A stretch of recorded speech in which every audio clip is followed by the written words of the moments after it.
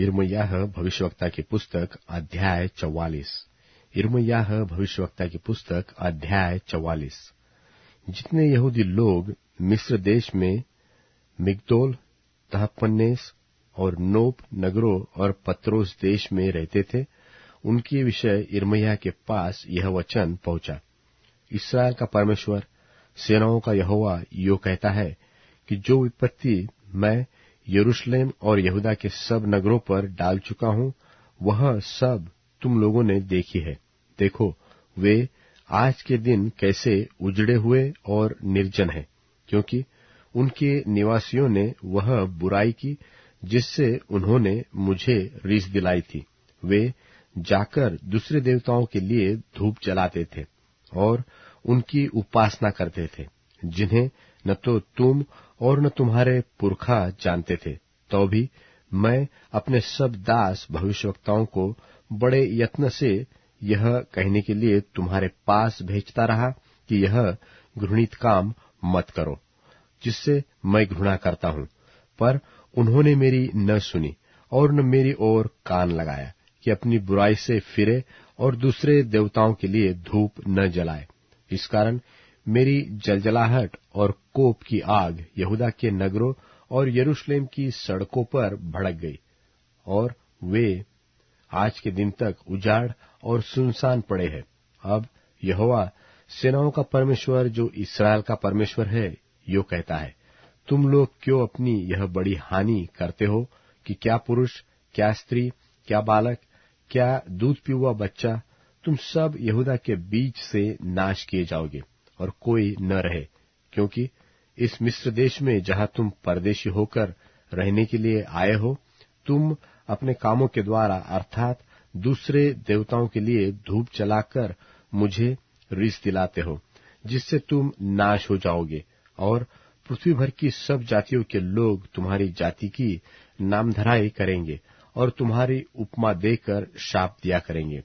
जो जो बुराइयां तुम्हारे पुरखा यहूदा के राजा और उनकी स्त्रियां और तुम्हारी स्त्रियां, वरन तुम आप यहूदा देश और यरूशलेम की सड़कों में करते थे, क्या उसे तुम भूल गए हो?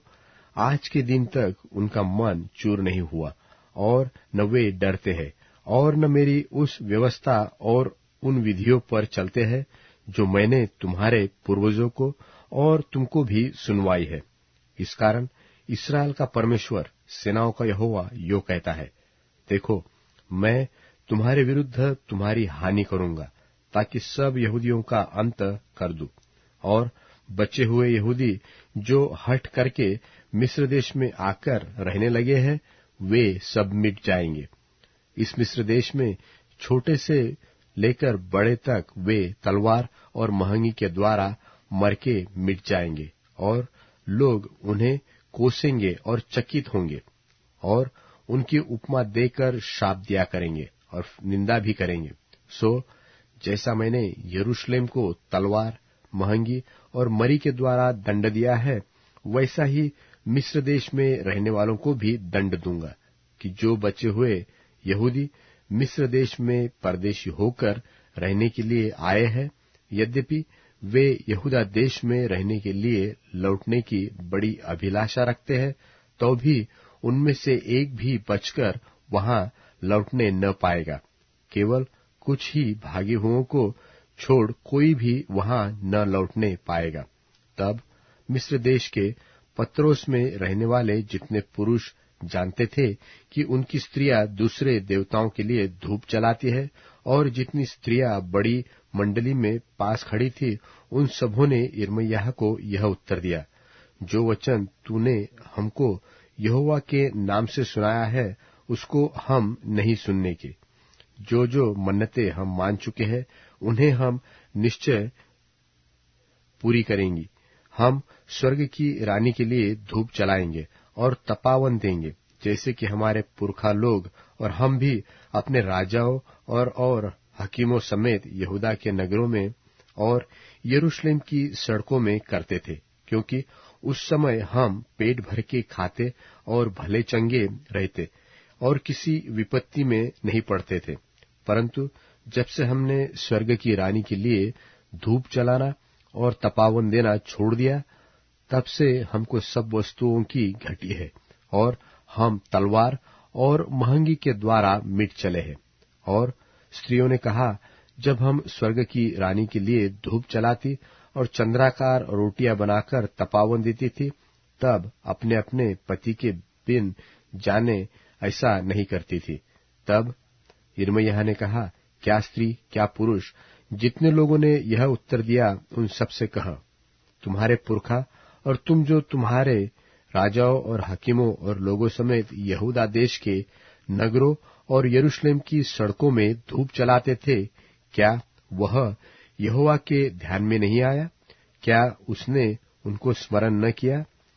सो जब यहोवा तुम्हारे बुरे और सब घृणित कामों को और अधिक न सह सका, तब तुम्हारा देश उजड़कर निर्जन और सुनसान हो गया, यहाँ तक कि लोग उसकी उपमा देकर शाप दिया करते हैं, जैसे कि आज होता है, क्योंकि तुम धूप जलाकर यहोवा के विरुद्ध पाप करते और उसकी नहीं सुनते थे और उसकी व्यवस्था और विधियों और चितौनियों के अनुसार नहीं चले। इस कारण यह विपत्ति तुम पर आ पड़ी है, जैसे कि आज है। फिर यिर्मयाह ने उन सब लोगों से और उन सब स्त्रियों से कहा, हे सारे मिस्र देश में रहने वाले यहूदियों, यहोवा का वचन सुनो। इस्राएल का परमेश्वर सेनाओं का यहोवा यो कहता है कि तुमने और तुम्हारी स्त्रियों ने मन्नतें मानी और यह कहकर उन्हें पूरी करते हो कि हमने स्वर्ग की रानी के लिए धूप जलाने और तपावन देने की जो जो मन्नतें मानी हैं, उन्हें हम अवश्य ही पूरी करेंगे।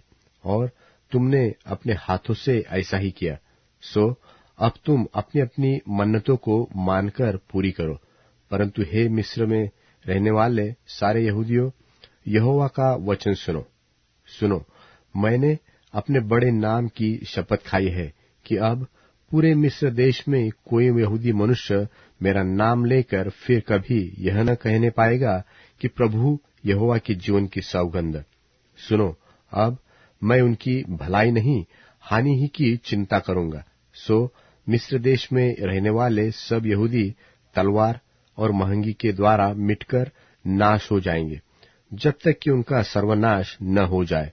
और जो तलवार से बचकर और मिस्र देश से लौटकर यहूदा देश में पहुंचेंगे, वे थोड़े ही होंगे। और मिस्र देश में रहने के लिए आए हुए सब यहूदियों में से जो बच जाएंगे, वे जान लेंगे कि किसका वचन पूरा हुआ, मेरा व उनका। इस बात का मैं यह चिन्ह देता हूँ, यहोवा की यह वाणी है कि मैं तुम्हें इसी स्थान में दंड दूंगा, जिसे तुम जान लोगे कि तुम्हारी हानि करने में मेरे वचन निश्चय पूरे होंगे। यहोवा यो कहता है, देखो, जैसा मैंने यहूदा के राजा सिदकिय्याह को उसके शत्रु अर्थात उसके प्राण के खोजी बाबुल के राजा नबूकदनेस्सर के हाथ में कर दिया, वैसे ही मैं मिस्र के राजा फिरौन होप्रा को भी उसके शत्रुओं के अर्थात उसके प्राण की खोजियों के हाथ में कर दूंगा।